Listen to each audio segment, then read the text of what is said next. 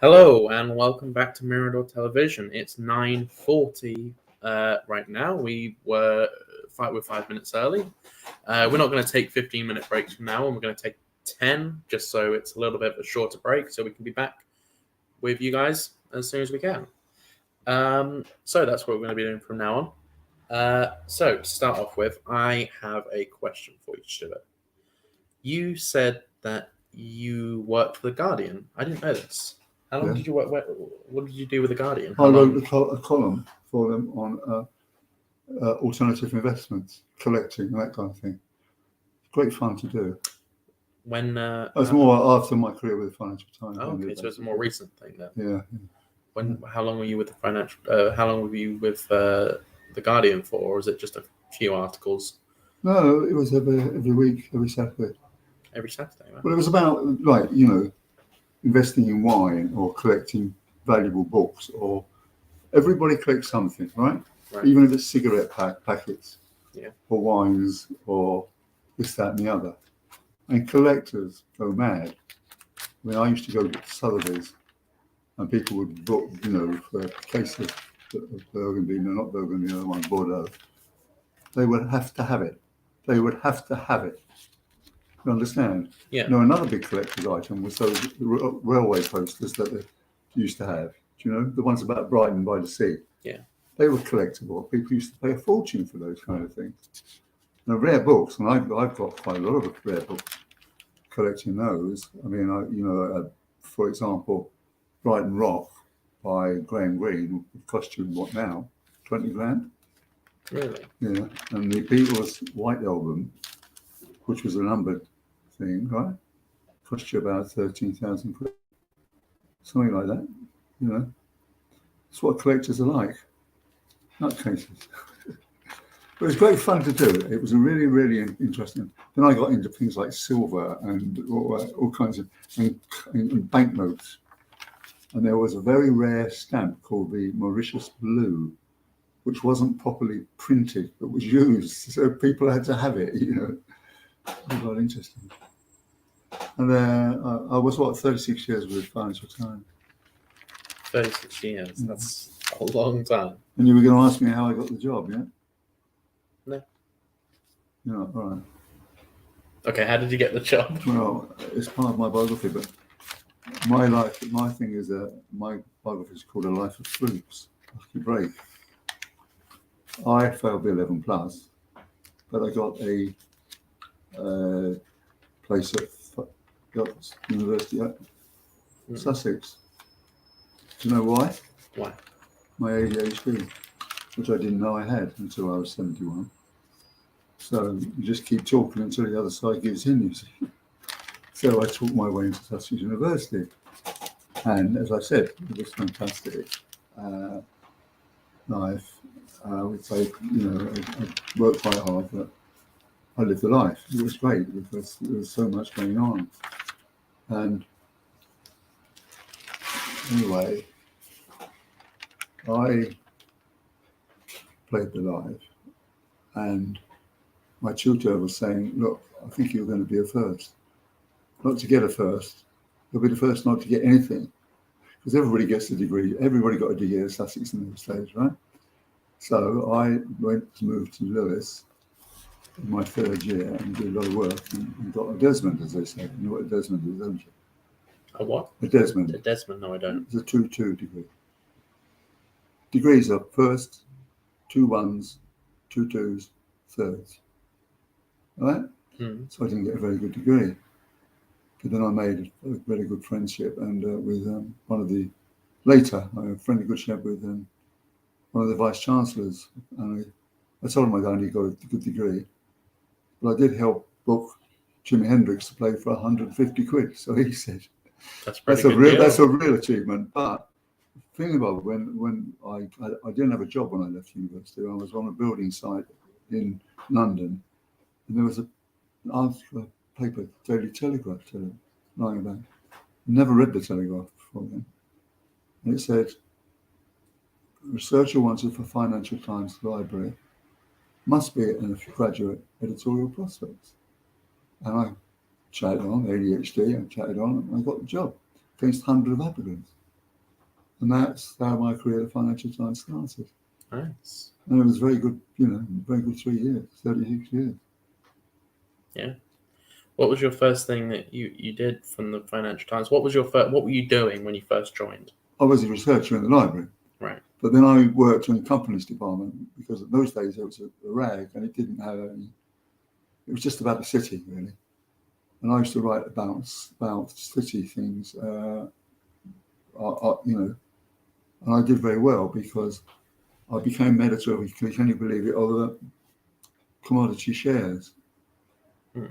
And that means shares like rubber in Malaysia and tea in Sri Lanka. And they were subject to terms of trade.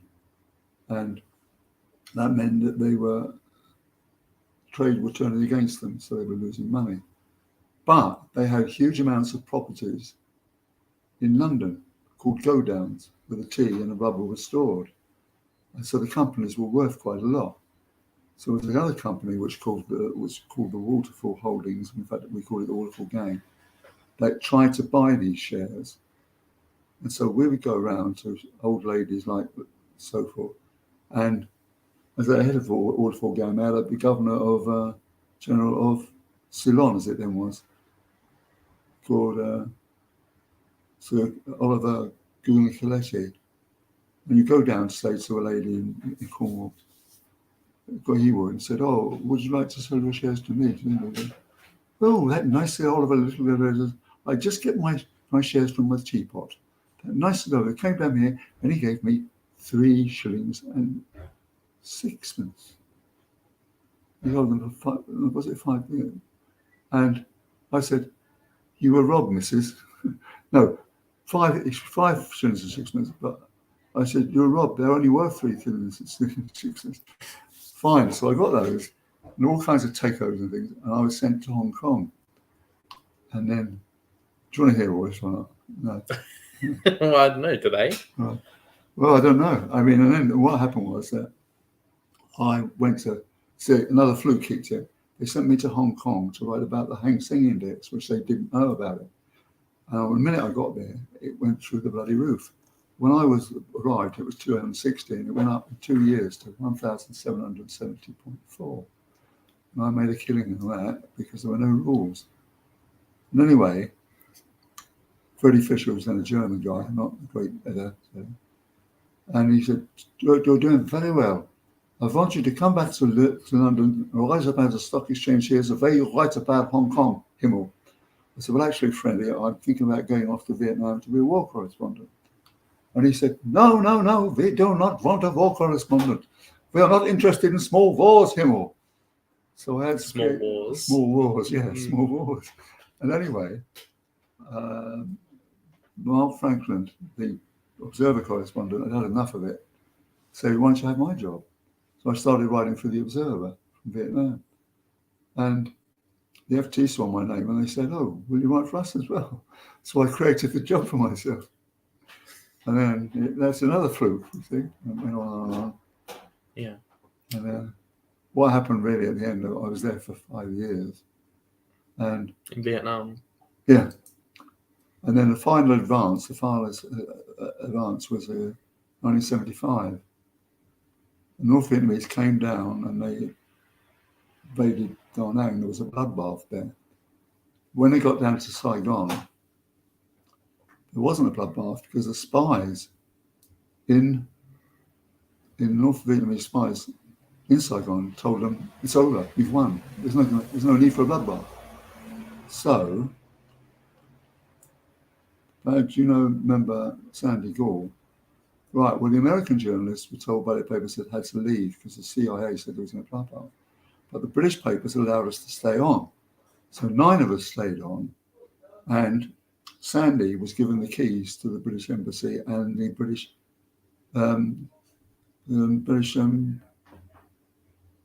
club. The British club it was called, right?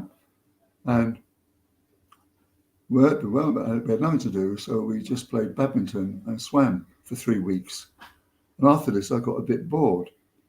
And I said, "Look, Sandy, I think I'm going to make you chairman of the escape committee." and get us out of here.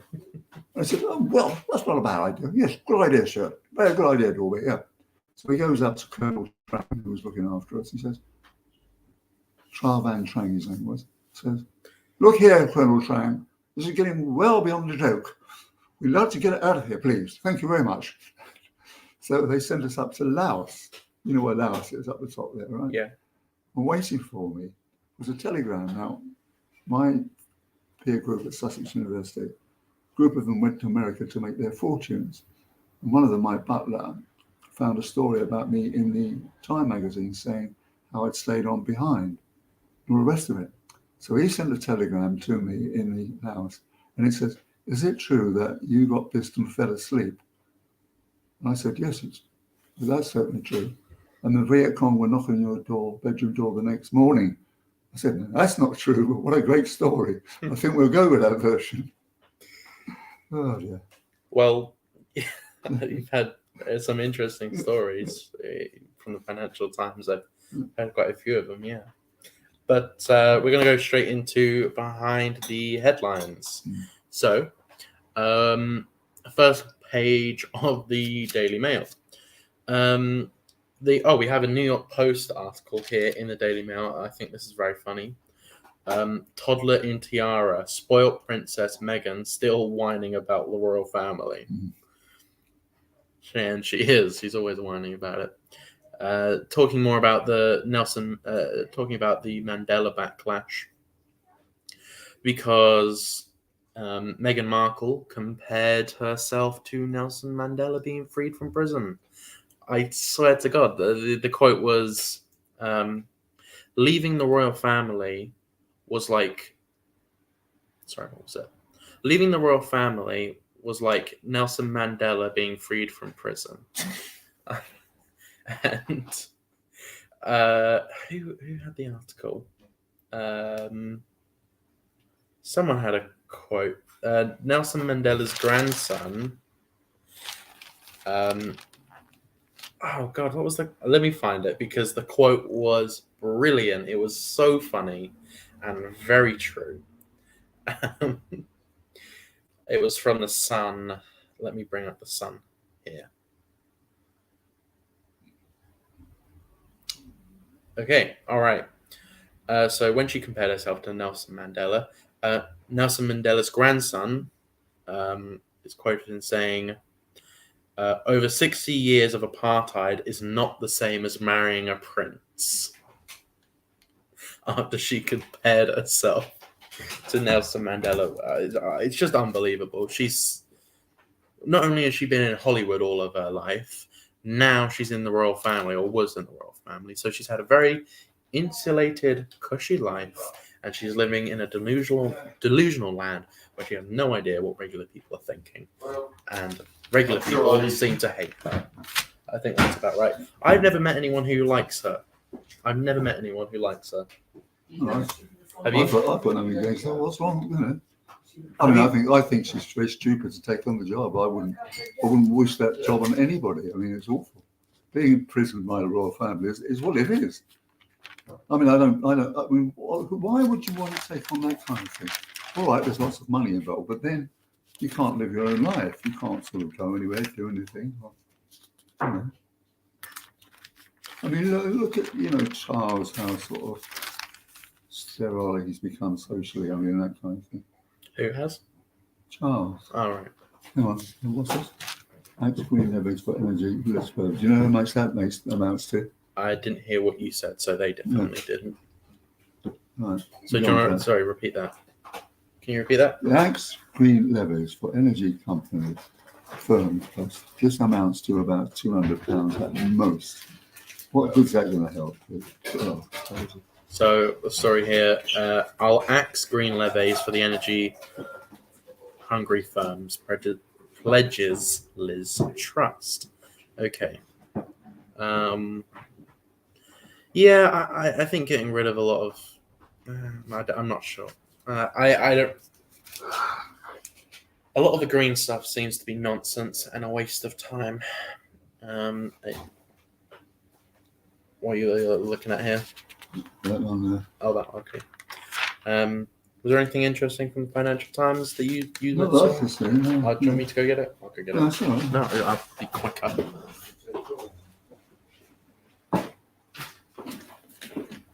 Right.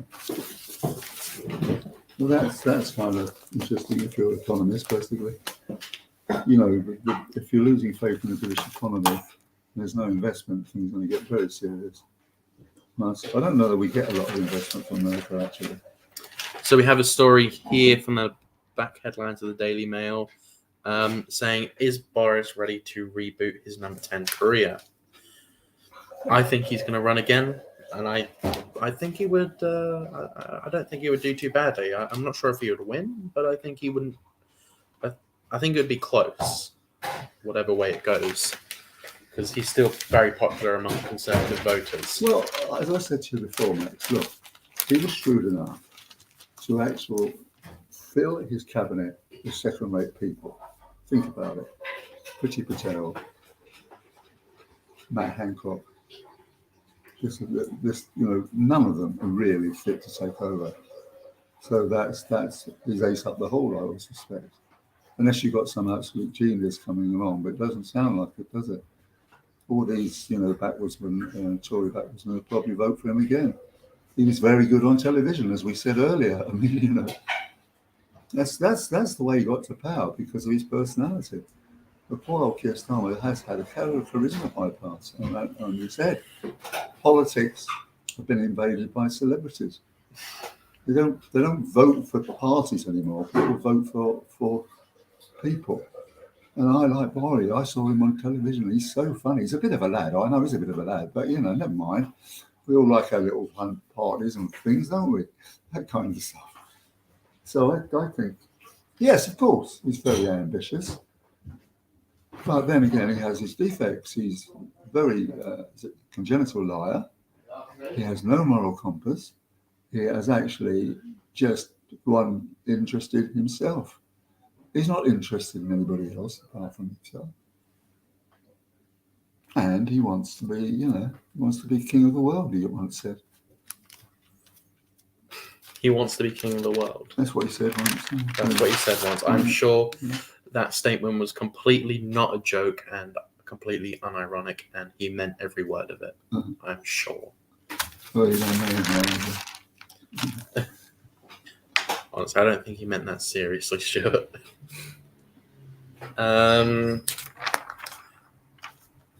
What else do we have here? Is there anything And what's interesting? this about Keir doing a picket line? I defy Keir Starmer. Enjoy the picket line, says Burnham. I don't know who that is. Andy Burnham is the mayor of Manchester or somewhere like that, isn't it? Or is it Birmingham? One of those two. And he's obviously got his mind on the top job. One of those terrible places. You don't have to go there, Max. No, I trust me, I don't.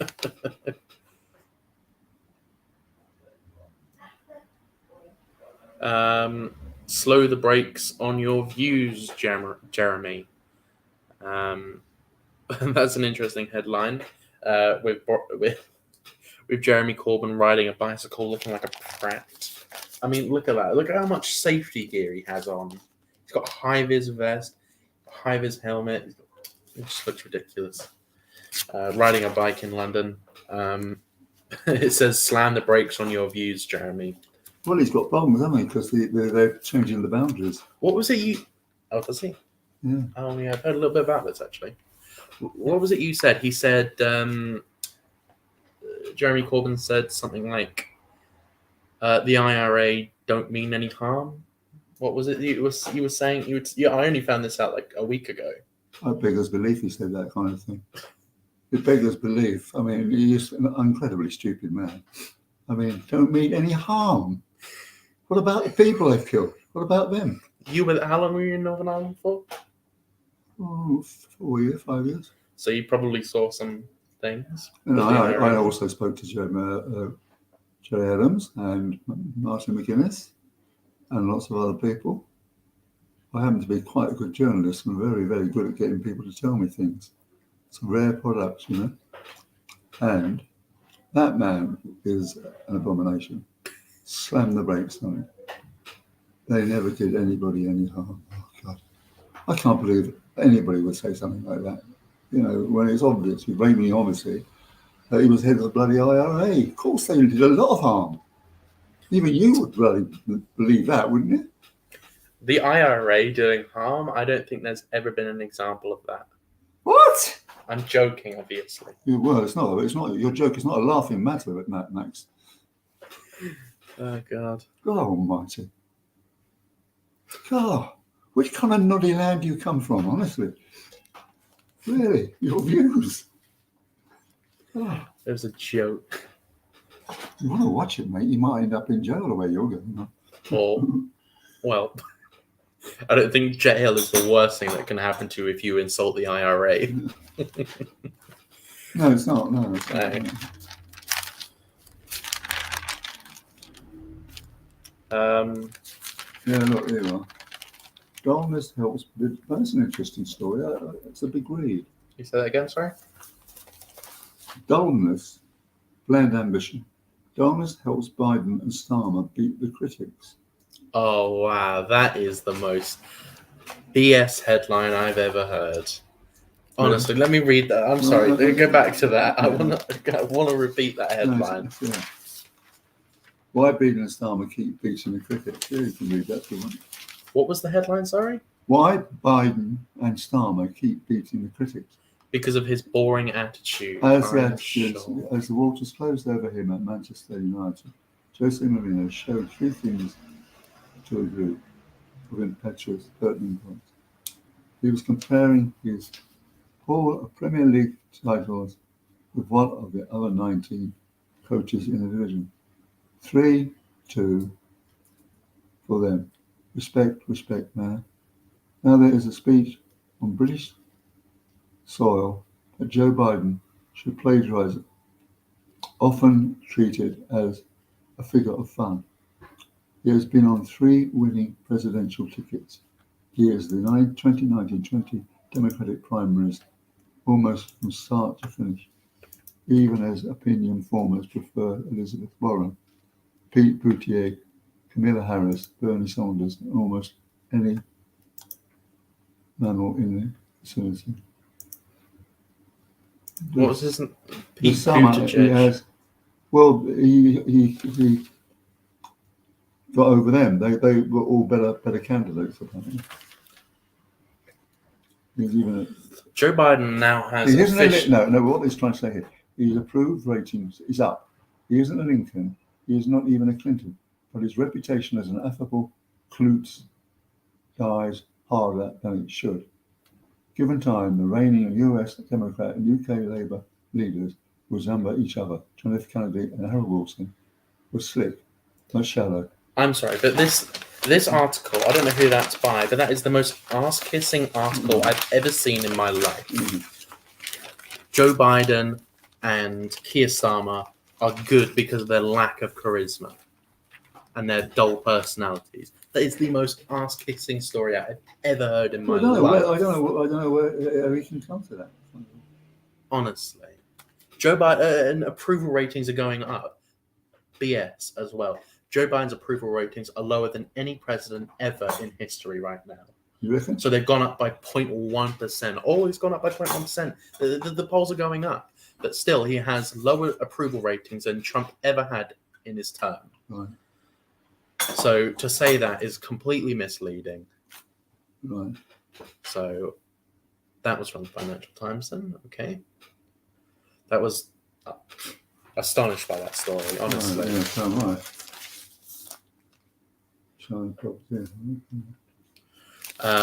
So what we're going to do is take a short break. We're going to show a clip. And then when we come back from the clip, Stuart is going to do Energy Matters. Yeah. So whilst we are showing the clip, he'll get that ready. And he'll be back to you with Energy Matters shortly. All right. Let me just find a clip. Oh, that's the wrong button.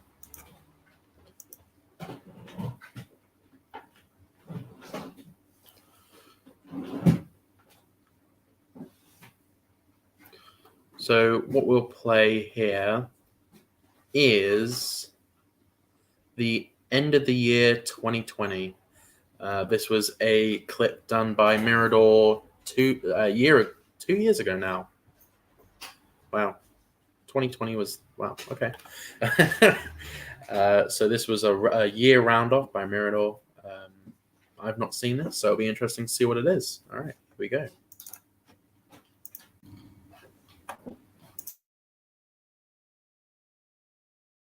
Next up, bottled poetry. All about wine tasting, and some information. For the next episode of Catlin's Corner, the lovely Stephen has another issue he wants to discuss. Welcome to Mirador. Give us back our town. Beer, wine. So, thank you for joining. Hey, Ellie, come on, give us a kiss. Come on. Do admire the hanging gardens of Babylon on the way. They can't even cut that back properly. Hello. At last I've caught you asleep. You did hold up a Bible upside down, but you held it up. Hey there.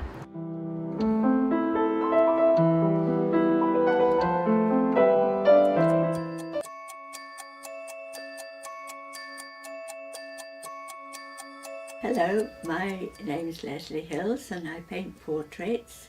They're sold for cancer research, and this Christmas Mirador Television are putting on a competition just for fun, and we'd like people to send in a self-portrait and also a photograph of themselves as well.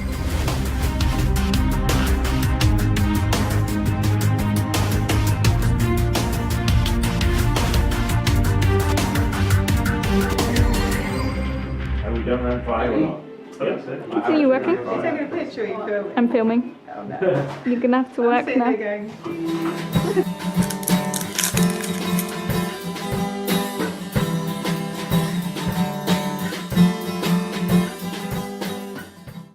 Well, good morning. It's Keith Hayes at Priory Park in Lewes, standing or sitting by Jenry, our mascot.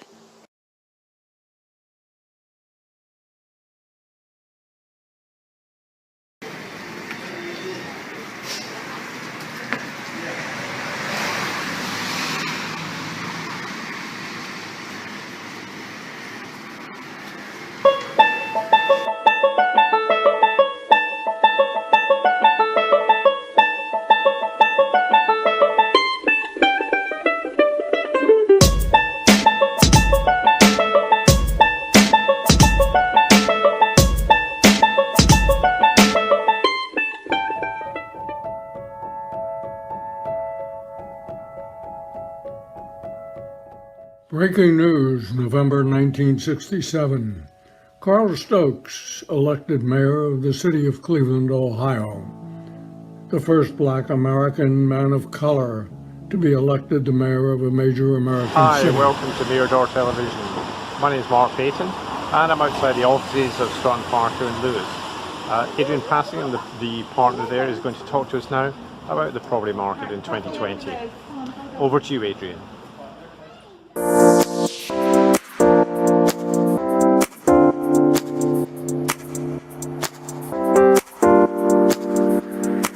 I'm Adrian Passingham.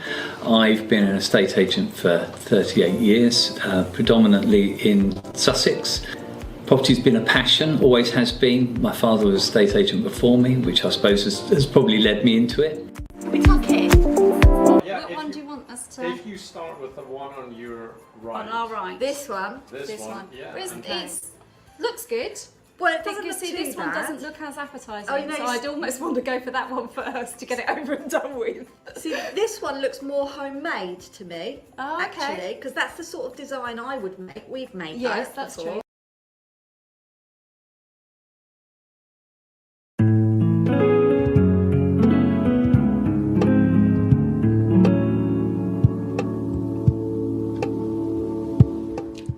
Next up, Stephen Catlin, who has a very interesting announcement to make this week.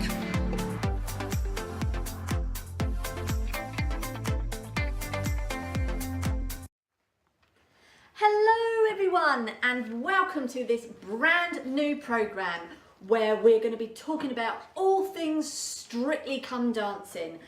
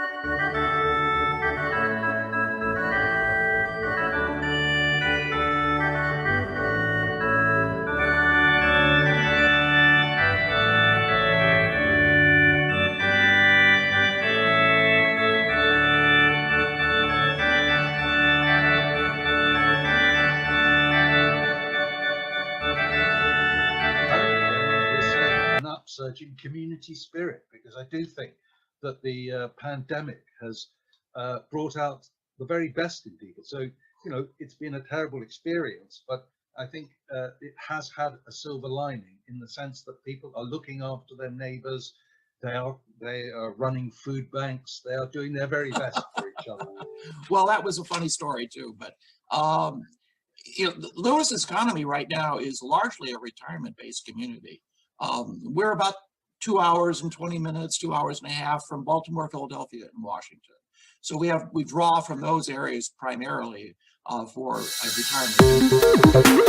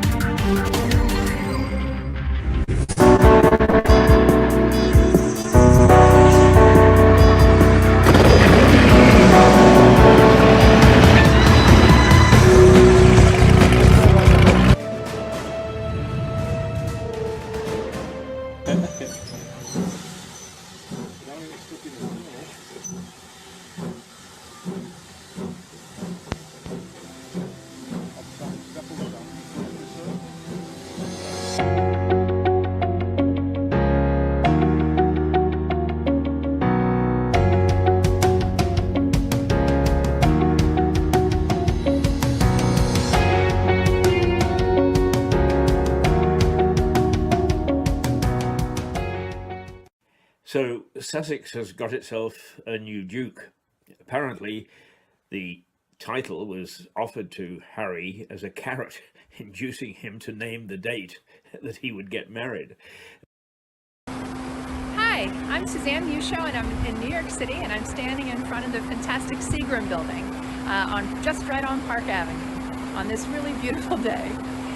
The architects for this building were Mies van der Rohe and also Philip Johnson, and the structural engineer was Severed Associates.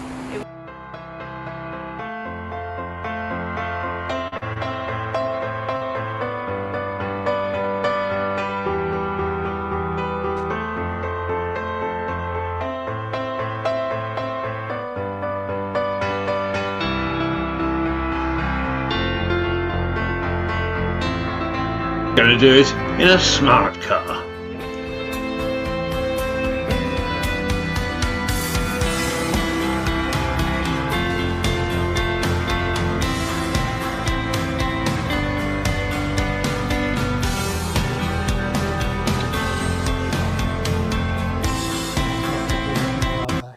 From just a little bit of shopping in town and my little walk through the bits of parkland around and about just to give my legs a stretch. Interestingly enough, the shops are still evolving their methods, so they've changed the way we come in and out, so it's even better.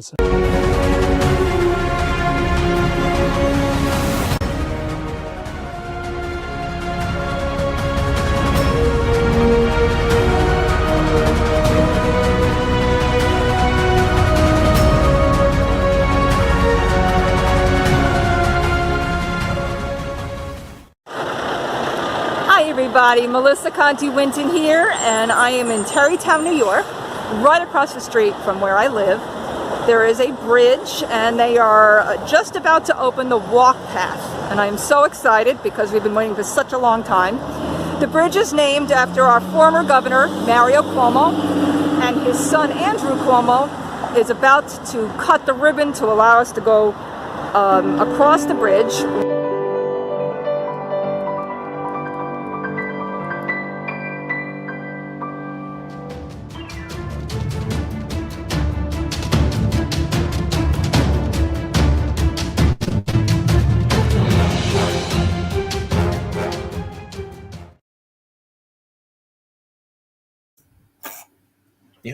Good morning.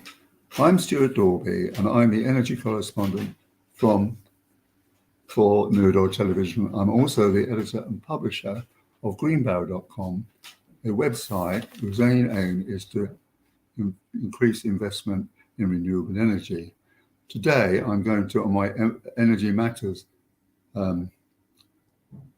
spot, I'm going to actually go back into history a little bit and find out what happened in the previous energy crisis. So to start, the current crisis is due basically, as we all know, to the exponentially increased price of wholesale gas. February 1921, energy was 38p a therm, now is 571p. Of course, President Putin has helped this incredible exponential rise by holding back his gas to actually increase the price. But it has occurred to me, as I write about articles about renewable energy and energy pricing and research all these kind of things, that perhaps the people involved in the drama, like the politicians, the actual energy suppliers, directors, and the civil servants in Ofgem are exacerbating the gravity of the situation. So, as I just said, we've had energy crises before. In the period 1972 to 1974, there were tremendous energy shortages, which were caused in large part by the coal miners' strike. And what happened was that lots of industries had to close to do a 3-day week, and domestically we had this crimp and save. And I can remember as a child, during that period, we used to light the house flat, rather, with candles and cook over a rather primitive primus stove. So this actually cost Edward Heath his job, and all the Harold Wilson games came in. And people got fed up with the idea of coal, and gas became the fuel favourite of the month, so to speak.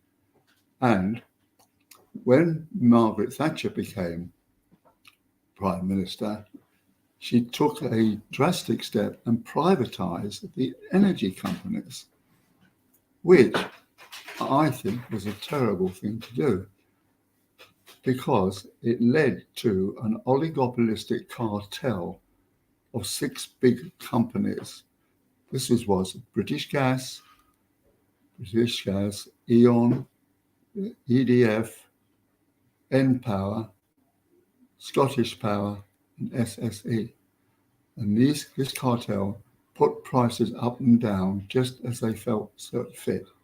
So therefore, and also to the detriment of the consumer.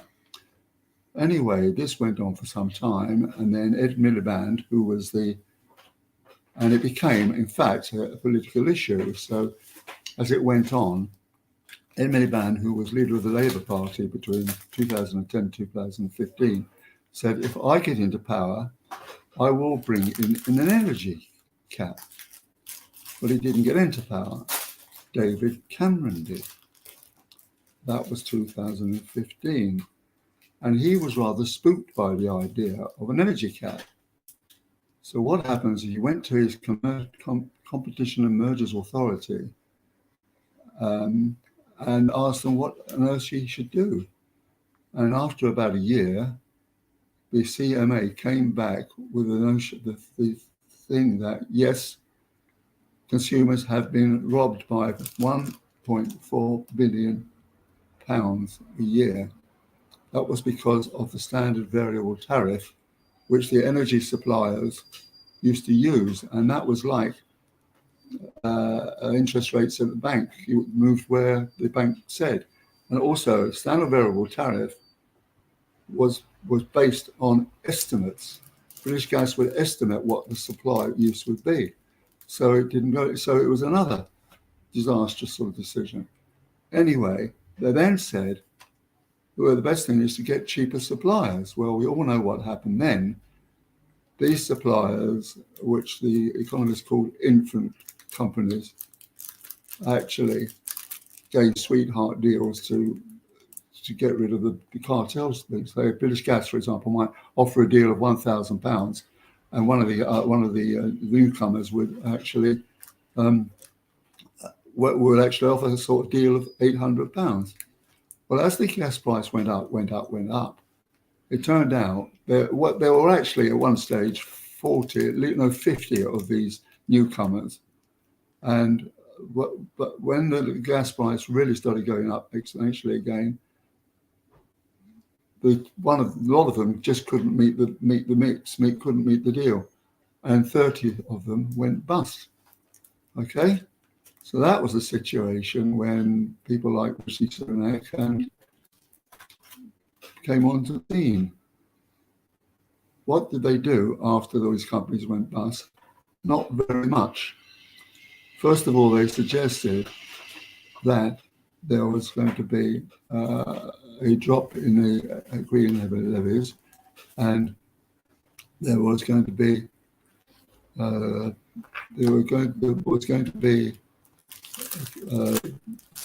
drop in the VAT, which would actually help out the companies, because although a lot of companies had gone bust, there was still a cartel of 5-6 companies that were still functioning, and they were actually carrying on and more or less doing exactly what had happened before. And that is the situation we've actually got now for these 6 companies. As the energy, in 2019, Mrs. May brought in the cap, and the cap was set every 6 months, right? So last September, it goes 1st of April and 1st of October usually. And what happened was that when the big 6 cartel were actually, what happened was that I went to see my neighbours and friends and said, your bill's going to go up on the 1st of October. And it did go up to 1,971p a year, which was considered to be fuel poverty. And on 8th April, it went up by 700, which definitely put them into fuel poverty. And now, for some reason, they put the energy cap into quarterly, and actually, the cartel is absolutely making a huge profit out of it, because as the energy price goes up, each time they have an energy price, it puts it up.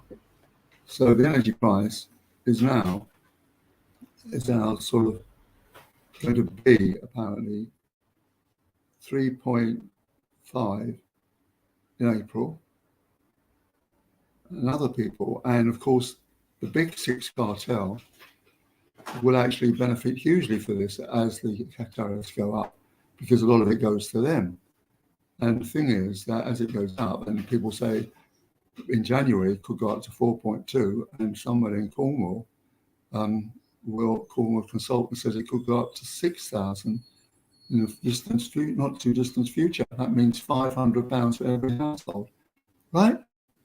Also, the companies, the big 6 companies, still benefit from these increases, and they should use the money to actually invest in the company or help the poorer people. And the poorer people, and so instead of what they're doing is going back to what happened before, and I shall read you what's happened this time. Okay, and we've now got some producers as well as suppliers. Now, BP made a profit of £6.95 billion in its period April to June. Shell made a profit of £9.4 billion in a year. John Pettigrew, the boss of National Grid, got a £6 million bonus last year. Chris Shea, the boss of Centrica, which owns British Gas, got a £2 million salary. And Scottish Power, Keith Anderson, £1 million. E.ON, Lewis Miller, £1.5 million. And Simone Rossi, EDF, £4.5 million. So these people are actually coining it while the poorer people are increasingly being put into fuel poverty, and they can't manage, and they're all going. Now, there's loads of talk going on.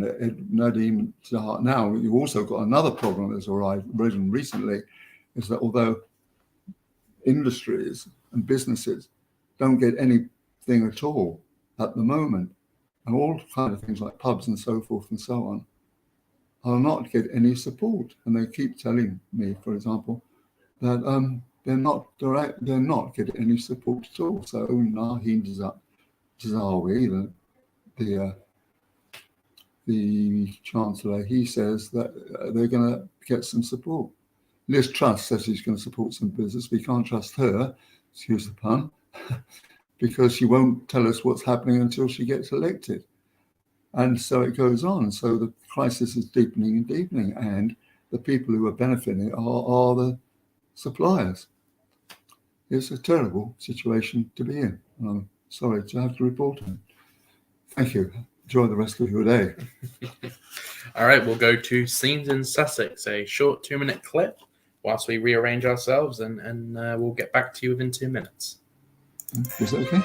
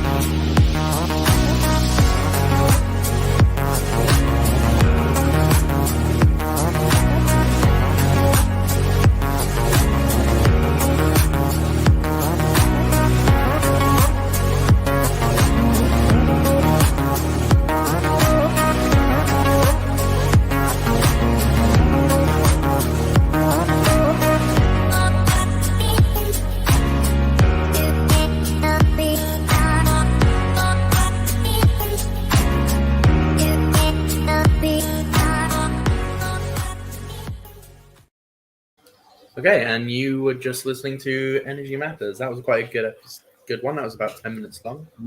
That was good. So we're back. We were just talking off camera about people boycotting paying their energy bills come October. And I was just saying that I think that whilst in theory it's a good idea, it's civil disruption. It's not violent, it's peaceful. So people aren't going to pay their energy bills in October is the idea. But they I can't think afford to, Max, apart from no, people are boycotting. There's a big online movement to boycott energy bills. And what I think is going to happen is people aren't going to pay them, and the energy companies are going to put huge interest rates on the bills for people who are boycotting their energy, paying their energy bills. And I think it's just going to get into a terrible situation for everyone involved. Well, other things I've heard is that they're going to have a deficit situation, deficit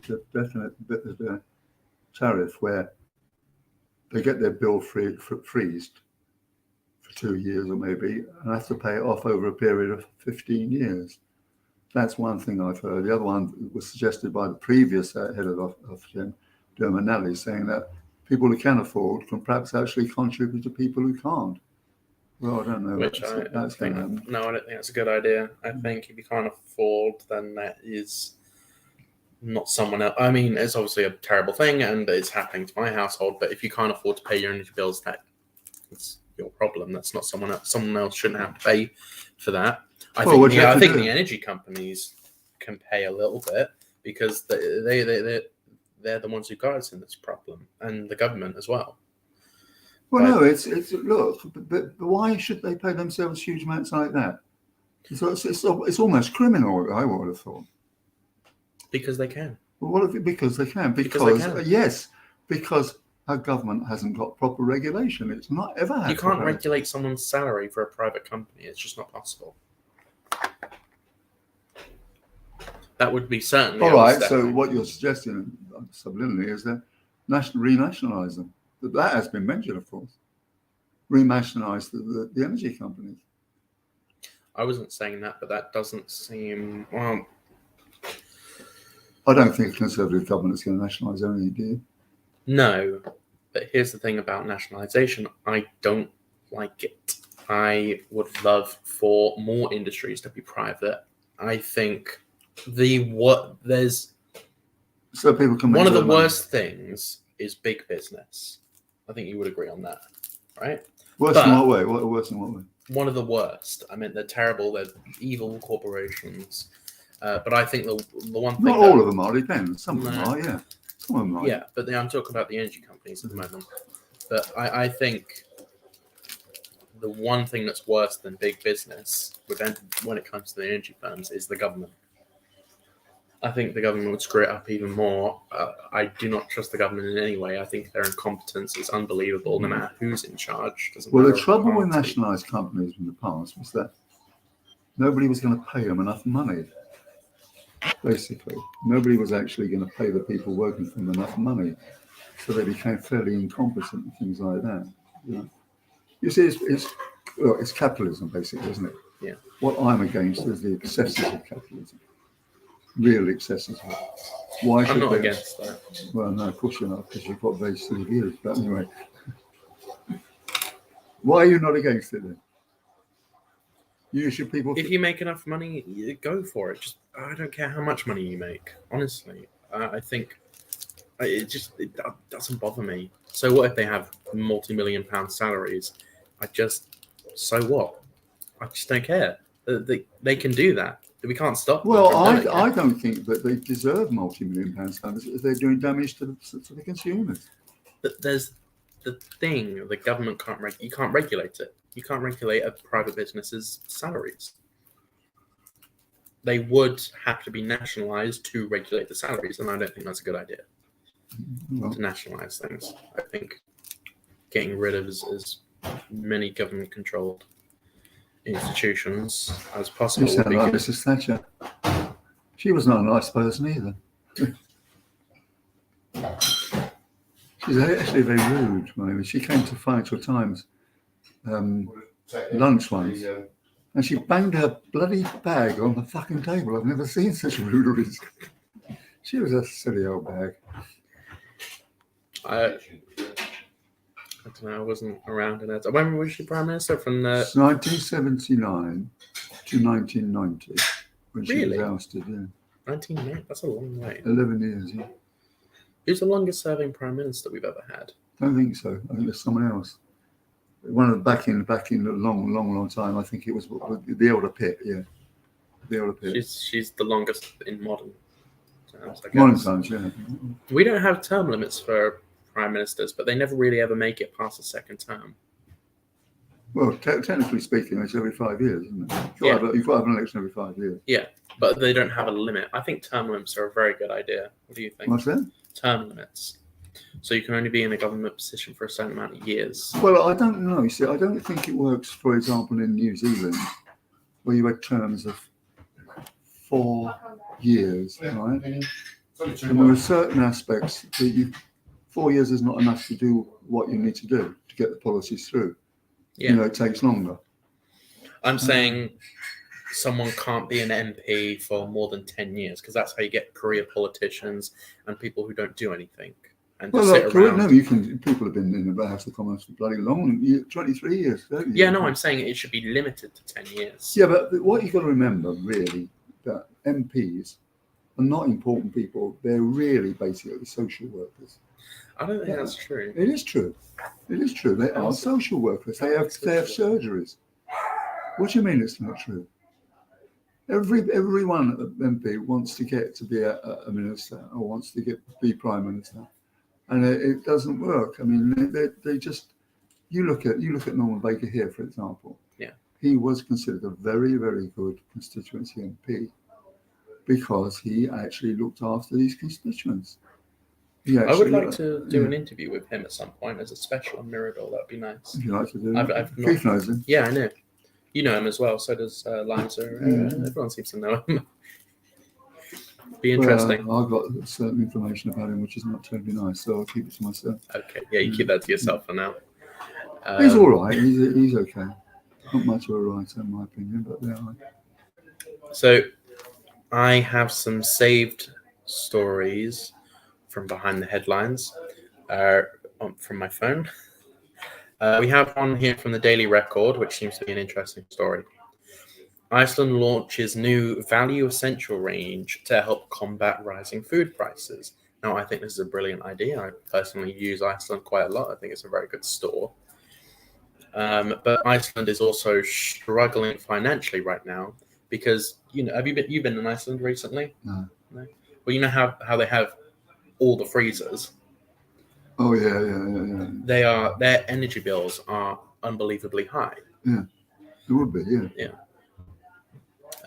So they're struggling right now and having to put prices up. This new value essential range seems to be a good idea, and I like the idea of it. And I'll check that out today. Actually, I'll go into the Iceland store in Brighton because I pass it on the bus anyway. I'll just get off there and I have a look for myself and report back tomorrow what I saw. So we have a few other stories. We have one here from The Guardian. UK credit card borrowing rises at the fastest rate in 17 years, which doesn't surprise me. Well, it surprises me that the amount of years is so short. Do you like that call I just took? Yeah. My credit card's gone down. What do you mean? Well, right down. I was getting ripped off by Barclaycard. Yeah. So I managed to bung it all into my Lloyd's card. So instead of paying 26%, right? Yeah. You know what I'm paying? What? Nothing. Nothing. No interest. Ooh, Yeah. okay. Yeah. That's pretty good. Yeah, very clever old me. And also... Wait, zero Yeah. interest? Yeah. That's incredible. What Yeah. the hell? I only just clicked that you said zero interest, It's right? my charm, my dear boy. And also, do you know what? Do you know what my energy bill has done? What? It's gone from 250 to 157. And would you like to explain to people how you did that? No. I know these people. I know how it's done, you know. No. So you're not going to share your secret to save money? No, because I know about all these things, right? In January, I had a talk with them, and I said, right, I'm going to have a tariff of £250, right? Yeah. So that's 1, 2, 3, 6 months. That's 1,700. Yeah. Yeah. Okay. I got a bill from them. My smart meter says for 6 months your cost is 530, right? Yeah. And then, right? And I said, look, you owe me money. He said, what do you mean? I said, well, you said your bill says, I said, well, the smart meter doesn't always tell everything. So the thing was that I got a bill from them from £641 for the 3 months. And I said, well, that's still, you still owe me money. And I got £100 back. And I remember in the previous year, when I didn't have that thing, but see, our demands on electricity, and it's very low. It's a 2-bedroom house. We don't really do very much. You don't have any kids living with you. We don't have people at 5. See, all these things on a typical 3-bedroom house. Yeah. You see, well, we got a 2-bedroom house, and it's very cold because it's based underneath the prison, underneath the prison, the castle underneath, and so on. And we've got a gas boiler, and I'm not getting rid of it, frankly. Although I do an awful lot for climate change, I have to stop at that. I have a question which I just remembered to ask you. Yeah. We've spoken a few times about immigration, Yeah. right? Yeah. You have a spare bedroom, correct? No. You got a 2-bedroom house? 2-bedroom house, yeah. Who sleeps in it? Huh? Huh? Well, friends who come down sleep in it. Okay. But so you have a spare room? As a matter of fact, it's not spare at the moment because it is full of storage. Right. So there is not a if bed you in were it. to make it spare, would you ever considering adopting a refugee? No. Why? Because it's uses my wife's workshop. But do you not want to help the poor refugees? Of course I would, but I don't have the capacity to do so. Yeah, you do. You have a spare bedroom. I do not have a spare bloody bedroom You because could. it is not a bedroom. It is a workshop with a thing in it, with a sofa in it, right? Mm-hmm. Yes. So it's not, I Okay, can't. well, hypothetically, if you were to have spare space in your house, Obviously, or one of your house, would obviously, you yes. consider adopting a migrant, a refugee? Yes. You would. Yes. Okay. All right. But the point is, I don't have the capacity to do it. Well, we saw that article. We ought to look that up again, That article that William Wallace, the FT guy, wrote, didn't he? That they didn't look, they didn't renew for a second term, sort of thing. They were put out refugees. Do you remember that article? Mm-hmm. Last time we talked about it. Yeah, I think so. Honestly, there you are, the most sort of bloody north of bloody Genghis Khan in your views, and all of a sudden you're talking like some bloody social worker, poorest of the poor. God, it's Michael. Well, you could know because you seem to love migrants and illegal immigrants and those people. So I just thought I would ask if you would ever adopt one. Yeah, I would. Yeah. I wouldn't. Why wouldn't you? Even if I had the room, I wouldn't. Because they're not clean. I don't want an illegal immigrant in my house. Because they don't clean their teeth. Why? Why don't you? I suppose it would depend what kind of migrant, I suppose. Or You wouldn't take any blacks or Muslims or anything like that. Oh, no. No, I would take someone potentially fleeing real war, not because they want money. Well, I've heard somebody recently called Rishi Sunak a darkie. Right? Seriously. Is it someone I know? This is it. Oh, God. Oh. Oh, God, I want to find out I who don't that was think, now. I don't think the flows of charity are running through your veins, are they? For certain things, yeah, but not for helping There you refugees. Are. You want to meet bloody... No, I wouldn't go meet Nigel Farage. You might catch some. But I quite like him. Good. Well, that's another black mark against you. Yeah, one of many. One of many. You want to find yourself mixing with these people, you know. Do you? Don't you have a spare house? No. No. Do you not have a? I used to have 3 houses. You've only got one now. No, I gave the other 2 to my daughters. So you only have one house now, then? Yeah. Okay. All right. Well, yes and no. I mean, my daughters have got the family houses. They go there, I suppose. No, this bank of mum and dad has done very well, my children. Sold to that. Could have made a fortune renting them out, but I didn't want to do that. Okay. Well. 3 houses, right? But I've got another story here from the Telegraph. And this is an amusing one. It's about Elon Musk. It says Elon Musk says civilization would crumble without oil and gas. The billionaire also warns green energy transformation will take decades to complete. I think unfortunately, I think he's right. I think he's right too. Yeah. Well, that's what I've been telling you for years, right? The fact of the matter is, there has not been enough investment in renewable energy to meet the energy mix in this country. Dieter Helm said that. Now he said that. Well, in America, you see, he's wrong. You see, do you know something? I know something. Technically speaking, America could be heated and lit by solar.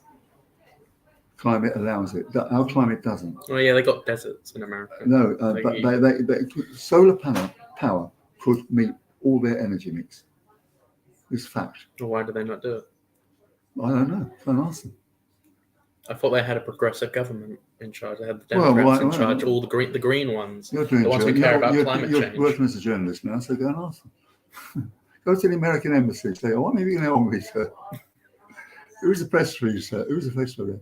Is it true that you could? Who's the press secretary? It's. Why don't you Google this and say, could? I believe you. No, I've heard that before. Yeah, I've heard Elon Musk talk about it. I know it's true. But yeah, so the one thing I don't like are these Just Stop Oil protesters. Just what? What Just Stop Oil? Yeah. What do you think would actually happen if we just stopped oil? All oil production right this second was halted completely. Just stop it. What do you think would happen? I think we'd be actually creek. I don't think our demands on oil are that great actually now. How many people do you think would die? I have no idea. That's difficult to know. I mean, I don't think that because let me just. Oil produces a lot of things. Okay, oil is used in the machines in factories. It's used in cars. It's used to get around. It's used to heat buildings as well occasionally. They're not very common anymore. Oil is used to make plastic. Oil is used for a whole range of things. And if we just stopped oil, lots of people would die. I really do believe that.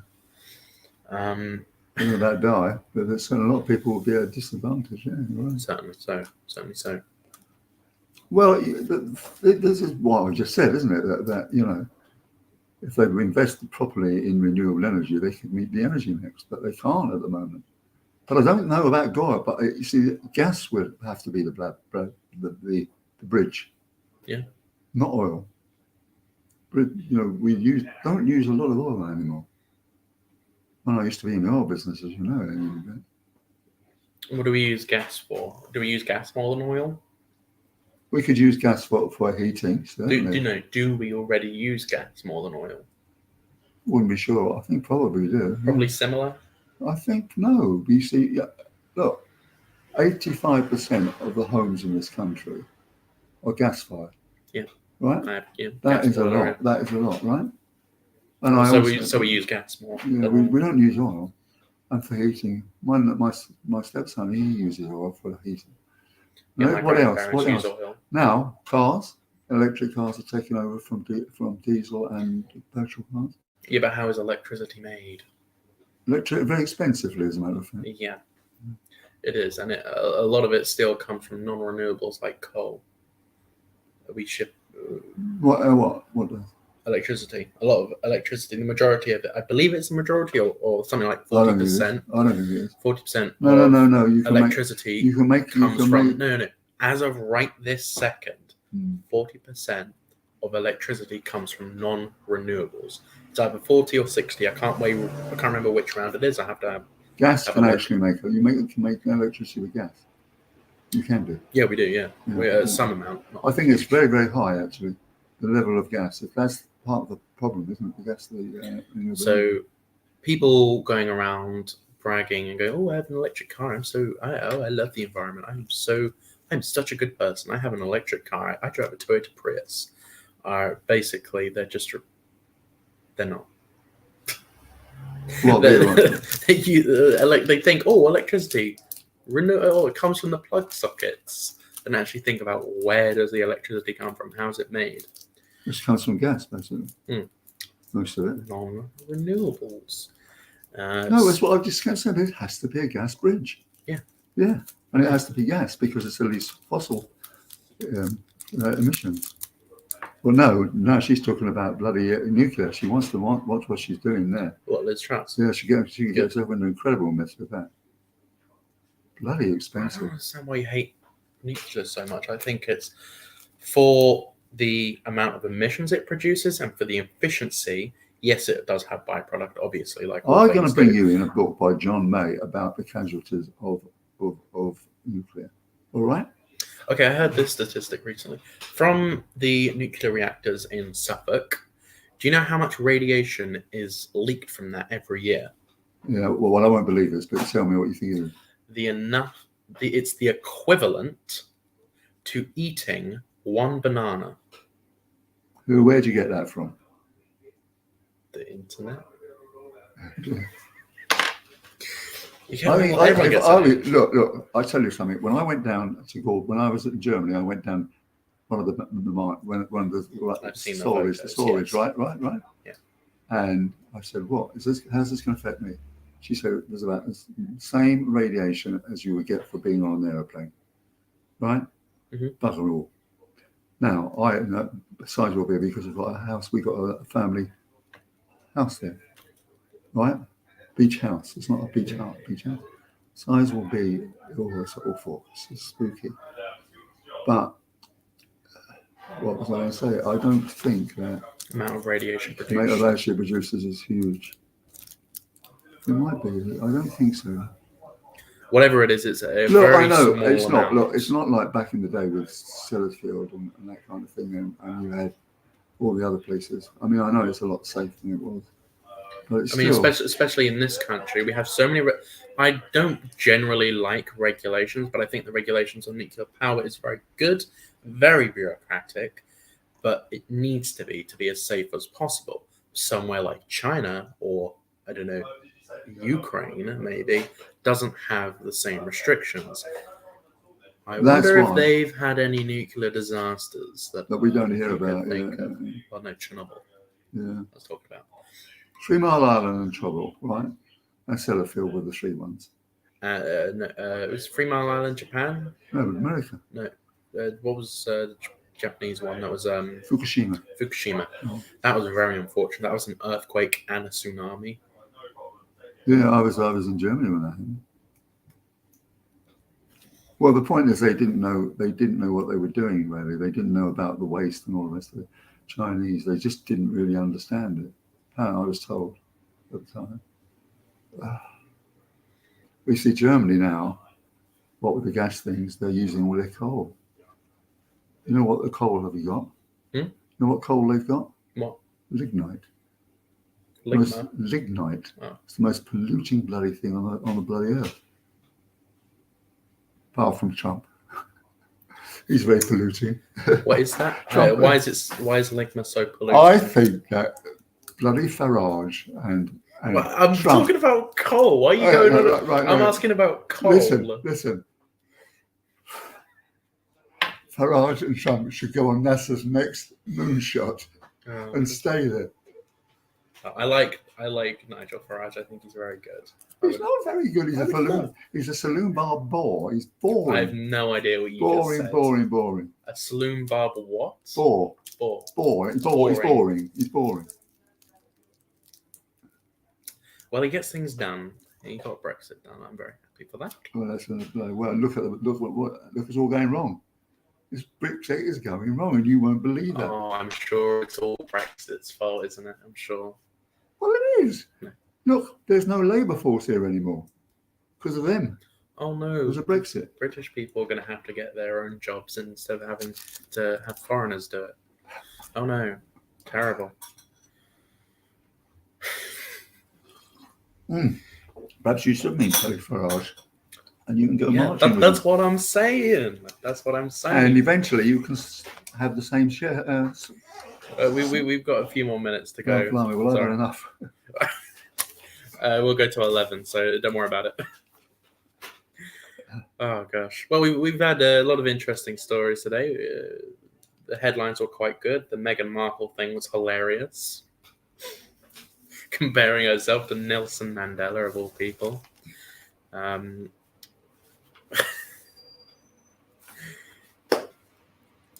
Is there anything else you wanted to bring up? No, it's not. Well, before you go off, tomorrow, tune in tomorrow because we have a very, very special guest tomorrow. And it's going to be a regular from now on. Who's that? Me and Liza Page are going to be doing our own show together. Oh, good. And we get along very well. And I think our show is going to be very good. I think we're going to talk about a lot of interesting topics, a lot of interesting issues. She's got a lot of insight. She has lots to say. She's a lovely woman. What time is that? She will be coming in at 9:30. So what do I do? Just go into Mirador Television? Right? So you go to YouTube, go to Mirador Television, and you can watch live. Or if you are unable to watch live, you can watch you can watch it once it's finished at any time on YouTube. On YouTube at Mirador Television. Yeah. So do you want to say goodbye first? Yeah, all right, yeah. Right, goodbye everybody. Have a nice day. Thank you very much for watching today.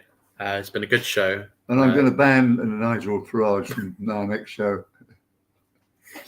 Thank you very much for watching, and we'll see you tomorrow. It makes the place feel untidy, you know. Thank you very much for Thanks, watching.